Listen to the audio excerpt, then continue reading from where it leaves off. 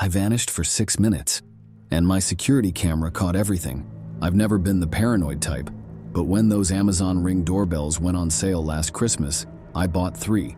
One for my front porch, one for the back door, and one for my home office that faces the driveway. More for package protection than personal safety. I live alone in a quiet suburb where nothing happens. That was true until last Tuesday. The incident occurred at 2:47 p.m. I remember checking the time because I'd promised my sister I'd call her at 3. I was heading downstairs for coffee when a sharp, splitting headache struck me, the kind that feels like an ice pick behind your eyes. I grabbed the banister, waited for it to pass. It didn't. Instead, the pain intensified until my vision tunneled and the edges of everything blurred. The last thing I remember was reaching for my phone.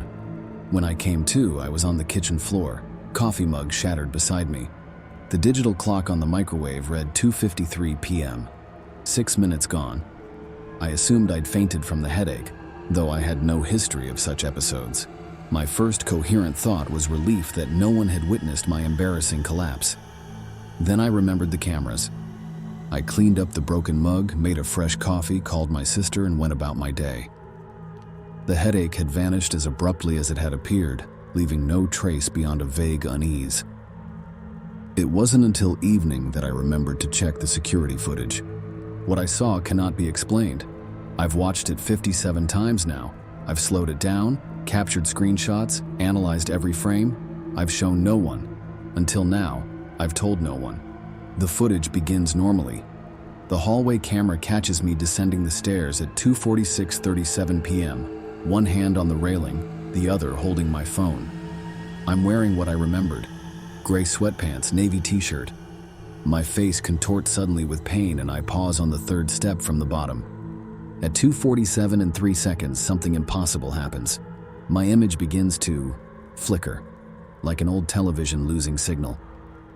For 2 seconds, I alternate between being there and not being there.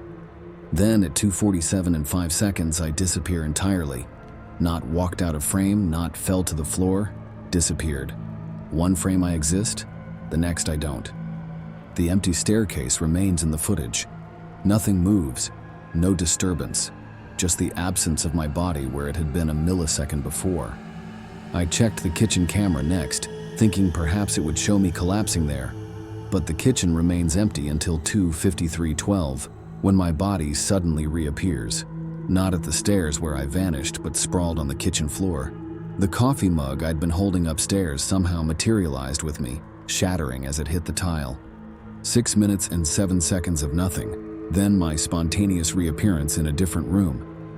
I told myself there must be a logical explanation: camera glitch, power surge, memory lapse on my part. But the timestamp runs continuously through the footage. No jumps, no breaks in the recording. And both cameras captured the same phenomenon: my disappearance from one and delayed reappearance on another. What happened during those 6 minutes? I've investigated every rational explanation. The cameras didn't malfunction. I hadn't been drugged. I had no history of seizures or dissociative episodes. If I'd simply wandered from one room to another in some kind of fugue state, the cameras would have caught my movement. But they didn't. I was simply gone. The truth didn't come until I examined the kitchen footage frame by frame. At 2:53:11, one frame before my reappearance, there's something in the corner of the room. Something I can only describe as a distortion, like heat rising from asphalt, but confined to a human-sized vertical column. The next frame shows me lying on the floor. I've spent a week analyzing that single frame, enhancing it, studying it. Within the distortion, barely visible, are shapes, impossible shapes, geometries that hurt to look at, and something else: the suggestion of figures surrounding the distortion. Tall, thin figures that don't register clearly on camera, just smudges of shadow with too many angles. The most disturbing detail emerged last night when I noticed something about my appearance upon return. The navy t-shirt I'm wearing when I reappear is subtly different from the one I was wearing before. The neckline is slightly higher. There's no breast pocket. Details so small I hadn't noticed them in real life, but the camera caught them in high definition. And there's something else. In the frame where I reappear, my eyes are open. Just for that single frame. open and looking directly at the camera with an expression I don't recognize on my own face. An expression of such profound horror that I had to turn away when I first noticed it. By the next frame, my eyes are closed, my face relaxed in unconsciousness, exactly as I remember waking up. But that single frame, that microsecond of awareness, tells me I saw something during those 6 minutes. Something my conscious mind has completely erased. I've been feeling strange since that day. Small things at first. Food tastes slightly wrong. Colors seem a fraction off.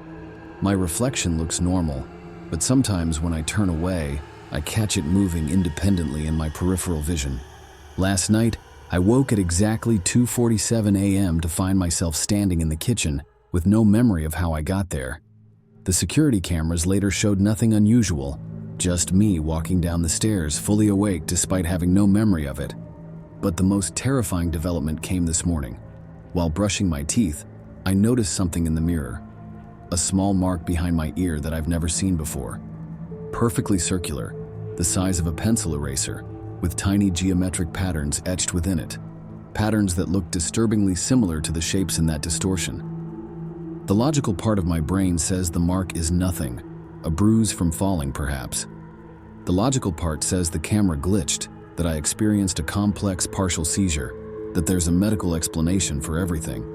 But that doesn't explain the dreams I've been having. Dreams of tall figures speaking in frequencies rather than words. Dreams of being examined by lights too bright to look at directly. Dreams where I'm shown things about our world that cannot be true, that must not be true. Sometimes I think I can still feel them watching, in the corners of rooms, in the static between radio stations, in the split-second darkness when I blink. The cameras are still running. I've added more, one in every room now. I'm waiting to see if it happens again. Part of me hopes it does, so I might finally understand. A larger part dreads the possibility, because I'm increasingly certain that wherever I went for those 6 minutes and 7 seconds, I didn't come back alone. And whatever came back with me is still here waiting.